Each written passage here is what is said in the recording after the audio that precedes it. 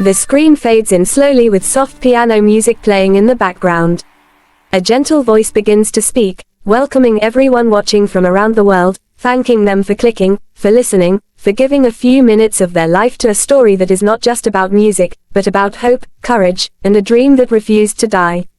The voice invites viewers to sit back, breathe, and open their hearts, because what they are about to witness is something that stays with you long after the video ends. The music fades slightly as the story begins. In a small coastal town in the Philippines, where the mornings begin with the sound of roosters and the smell of the sea, lived a boy named Miguel. His home was a simple wooden house with a tin roof, patched in places where storms had taken their toll. When it rained, water leaked through the ceiling, dripping into old plastic buckets his mother placed carefully around the room. Miguel did not grow up with toys, video games, or fancy clothes. What he had was something far more powerful, something no storm could wash away. He had music. Miguel was 12 years old, thin, quiet, and often overlooked. His father had passed away years earlier while working construction overseas, leaving his mother to raise him alone. She sold vegetables in the local market every day, waking up before sunrise and returning home exhausted. Miguel helped whenever he could, carrying crates, cleaning stalls, and sometimes singing softly to himself as he worked. Music was his escape, his comfort, his secret world. There was an old radio in their house, cracked on one side, with a broken dial that only picked up a few stations if you turned it just right. Late at night, when the town was quiet and the wind carried the sound of waves, Miguel would sit near that radio and listen. One night, a song came on that stopped him completely. The opening guitar notes were slow and mysterious, unlike anything he had ever heard. Then the words began, "Welcome to the Hotel California." Miguel did not understand every lyric, but he felt the song in his bones. The melody wrapped around him like a story from another world. He listened with wide eyes, afraid to breathe in case the signal disappeared. When the song ended, he sat in silence, heart pounding. From that moment on, Hotel California became his song. There was no guitar in the house, no money for lessons. But Miguel was determined. Behind their home, someone had thrown away an old, broken guitar with only 4 strings left. The wood was chipped, the neck slightly bent. Miguel picked it up like it was treasure. He spent hours tightening the strings, adjusting what he could, and teaching himself by listening, replaying melodies in his head, practicing until his fingers hurt and bled. Every mistake taught him something. Every wrong note pushed him to try again. Neighbors would sometimes stop and listen, surprised by the sound coming from that broken instrument. Some smiled, some shook their heads, but Miguel kept playing. Years passed, and word began to spread about the boy who could sing like someone far beyond his age.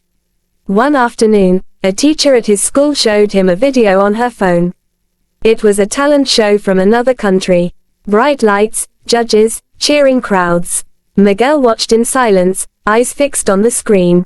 When he saw the judges react with shock and applause, something inside him shifted. For the first time, he allowed himself to imagine a bigger world.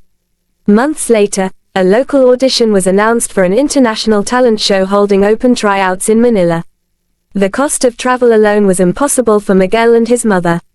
When she saw the audition notice, she shook her head gently, not wanting to crush his dream, but knowing reality was cruel.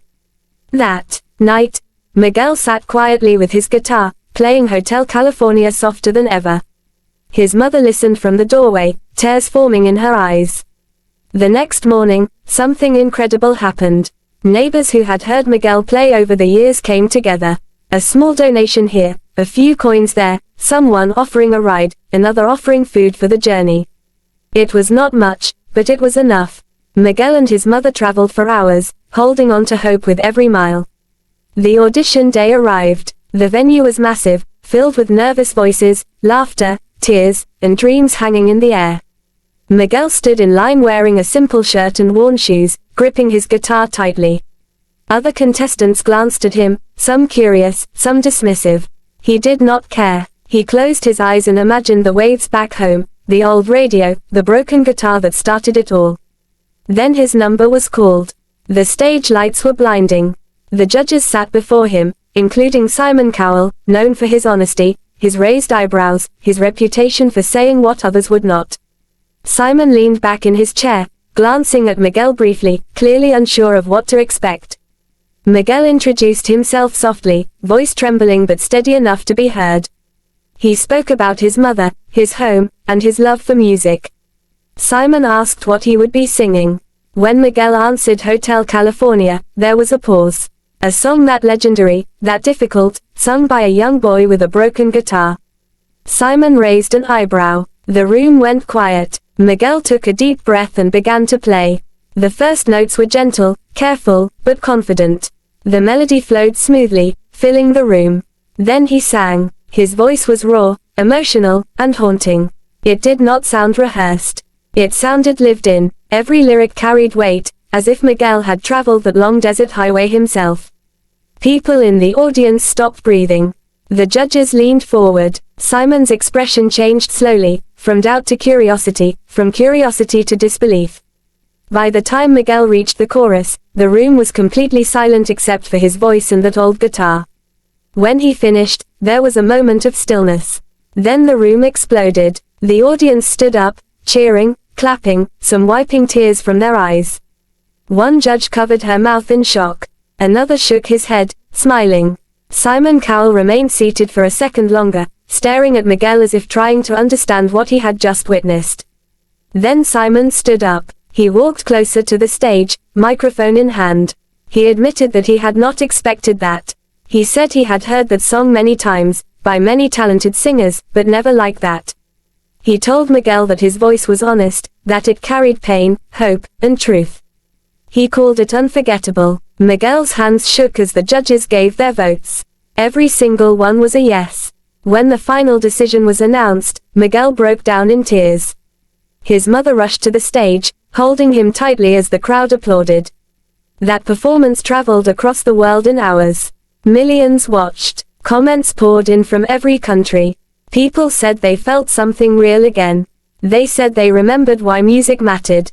They said a poor Filipino kid had reminded them that talent does not come from comfort, but from struggle. Miguel's life changed, but not his heart. He continued to play, continued to practice, continued to honor the boy who once sat beside a broken radio dreaming of a song he barely understood. Opportunities came, interviews, stages, chances he never imagined. But every time he picked up a guitar, he remembered where he came from. This story is not just about a song or a stage. It is about believing when the world gives you reasons not to. It is about a mother's sacrifice, a community's kindness, and a child's courage to stand under bright lights with nothing but a voice and a dream. As the music slowly fades back in, the voice returns, thanking everyone for watching, reminding them that somewhere right now, a child with no money, no connections, and no guarantees is holding onto a dream just like Miguel did. And sometimes, all it takes is one song to change everything.